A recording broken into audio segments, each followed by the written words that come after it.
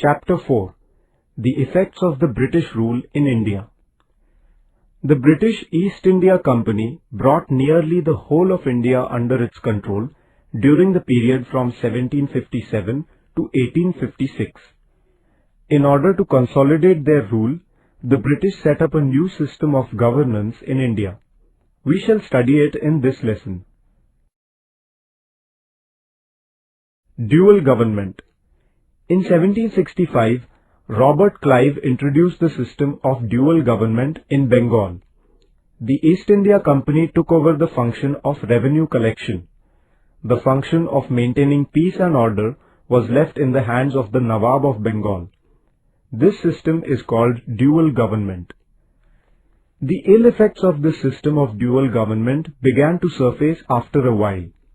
The company officers pocketed the amount collected as revenue from the common people. Many British merchants were envious of the East India Company as it had been granted the monopoly of trade with India. There was a lot of criticism in England against the governance of India by the East India Company. The British Parliament, therefore, passed certain important acts to regulate the company's administration in India. Acts passed by Parliament. According to the Regulating Act of 1773, the Governor of Bengal was raised to the position of Governor-General. The Governor-General was given controlling powers over the policies of the Bombay, Mumbai and Madras presidencies. A 4-member committee was appointed to assist the Governor-General. Pitt's India Act was passed in 1784. According to it, a permanent board of control was instituted to regulate the company's administration in India. The board was authorized to issue directives regarding the governance of India to the company. In 1813, 1833 and 1853, British Parliament passed acts introducing changes in the governance of the company. In this way, the British government established its indirect control over the administration of the company. With the advent of the British power, a new administrative system was set up in India. The civil service, the military, the police force and the judiciary were the main pillars of the British administration in India. The civil service. In order to consolidate their rule in India, the British needed to organize the civil services. Lord Cornwallis organized the civil service system. It became an important organ of the British administration. He laid down a rule that a civil servant should not be engaged in private trade. In order to ensure this, he raised the salaries of the company's officers. For the convenience of administration, the territory under the control of the British was divided into districts. The collector was the head of the district administration. Revenue collection, administration of justice, and the maintenance of peace and order were his responsibilities. Officers were recruited to the Indian civil services through a competitive examination.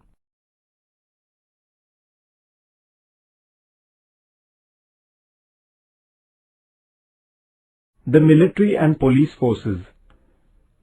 The military was to protect the Indian territories under the control of the British, to secure new ones, and to quell any uprisings in India against the British. The function of the police force was to maintain law and order in the country. The British introduced a new judicial system in India based on the one in England. Each district had a civil court for conducting civil cases and a criminal court for trying criminal cases. High courts were established to review the judgments delivered by these district courts. Equality before law. Previously, there were different laws in different regions of India. While dispensing justice, differentiation was made in accordance with the caste. The Indian Law Commission, established under the chairmanship of Lord Macaulay, codified laws. These codified laws were applied uniformly all over India. The British established the principle of common law. But the new judicial system was not without its faults. Under it, there were separate laws for Europeans and separate courts for their trials. Common people did not understand the new laws. For them, justice was very expensive. The trials continued for years together. Economic policies of the British. India had been subjected to foreign aggressions since ancient times. Many of these aggressors settled in India permanently. They assimilated the Indian culture. Although they ruled here, they did not introduce any fundamental changes in the economy of India. This was not the case with the British. England was a modern country. As a result of the Industrial Revolution, capitalist economy prevailed in England. In India too, the British brought in an economic system to nurture that economy. This resulted in financial gains for England, but Indians were subjected to economic exploitation. Land revenue policy. Before the beginning of the British rule, the village economy in India was self-sufficient. All the needs of the villagers were fulfilled locally with the help of agriculture and other industries. Land revenue was the chief source of income of the state. During the period before the British rule, land revenue was assessed according to the condition of crop. If the crop failed, the land revenue was waived. The revenue was collected mainly in the form of grains. Even if there was a delay on the part of the peasants, their land was not confiscated. In order to increase the revenue, the British made some important changes in the revenue system. They measured the land and fixed the revenue on the basis of the area. They made it compulsory for the peasants to pay land revenue in cash at a fixed time. They made a rule that failure to pay land revenue in time would result in the land being confiscated. The system that the British used to collect land revenue differed from region to region in India. Peasants were exploited everywhere in India.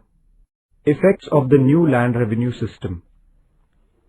The new land revenue system adversely affected the rural life in India. In order to pay the land revenue, peasants began to sell their farm produce at whatever price they could get. Traders and the middlemen began to buy agricultural produce at an unreasonably low price. At times, the peasants were forced to mortgage their lands with the village money lenders in order to pay the land revenue. Thus, peasants became debtors. If they failed to pay their debts, they had to sell their lands. The government, the landlords, the money lenders, the merchants, all of them exploited the peasants. Commercialization of agriculture. Previously, peasants mainly produced grains. The grain was used either for their own household consumption or for meeting the needs of the village. The British began to encourage the production of cash crops such as cotton, indigo, tobacco, tea, etc. This shift of emphasis towards the production of profit-yielding cash crops rather than food grains is known as the commercialization of agriculture. Reforms in transport and communication. The British provided modern facilities of transport and communication for the purposes of administrative convenience and growth of trade. A highway connecting Calcutta, Kolkata, with Delhi was built. In 1853, a train began to ply between Mumbai and Thane. In the same year, the British started a telegraph system in India. This facilitated the communication between the major cities and military centers in India. The British also introduced the postal service. All these reforms had far-reaching effects on the social life in India. Communication between people belonging to different regions in the country improved greatly. This helped in strengthening a sense of unity among them. Decline of traditional industries. The British government used to levy heavy duties on goods exported from India to England. On the other hand, the duty on goods imported into India from England was far too less. The goods coming from England were factory-made and therefore They could be produced there on a large scale and at a low price.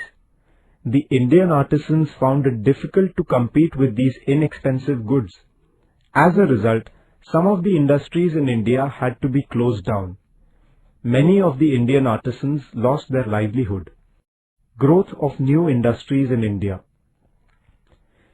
Indian entrepreneurs could not come forward in large numbers because of the lack of government support, lack of capital, and of experience of management. But there were some Indians who overcame these difficulties and succeeded in laying the foundation of Indian industries. Gawasji Nanabhoy started the first cotton textile mill in Mumbai in 1853. The first jute mill was started in 1855 at Rishra in Bengal.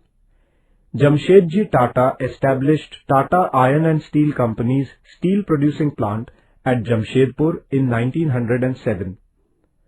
Gradually, coal, metal, sugar, cement and chemical industries were also started in India. Social and cultural impact.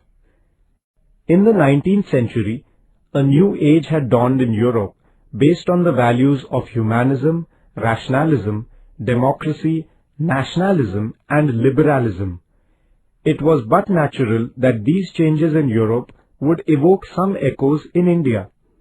In order to run the administration, the British wanted to get acquainted with the Indian society.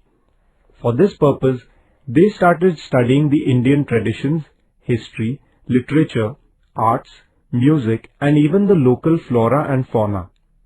Sir William Jones, a British officer, founded the Asiatic Society of Bengal in Kolkata in 1784. Max Muller, a profound German thinker, was a great scholar of the religions, languages and history of India.